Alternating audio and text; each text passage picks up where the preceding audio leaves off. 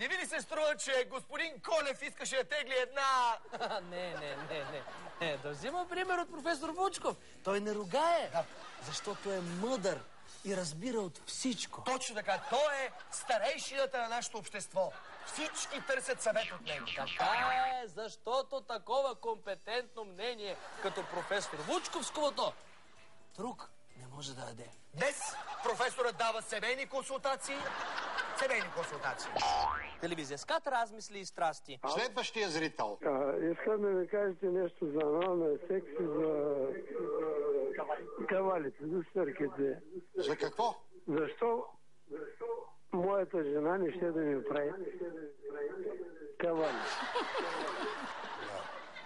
Прекалено личен въпрос, господине. Първо се оправете вие кавала.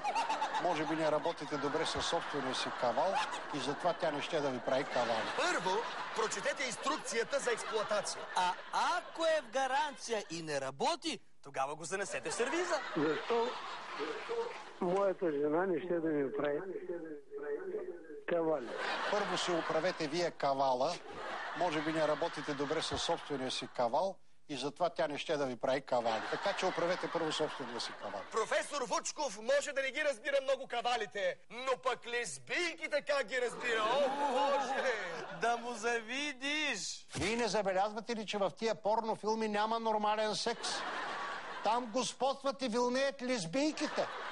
Абе, какво става, бе? Излезе, че всичките тия автори на порнофилми се управляват от свръхбогати лесбийки, изглежда.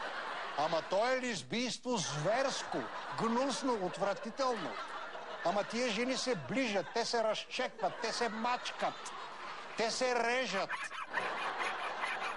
Те си служат с триони, с търнокопи едва ли не, с ножове, с изкуствени гумени и пластмасови членове, които са по-големи, едва ли не от цялата фигура на унижаваната и на мачканата жена. Леле, Вучков, къде ги гледа тия филми да си ги купеят?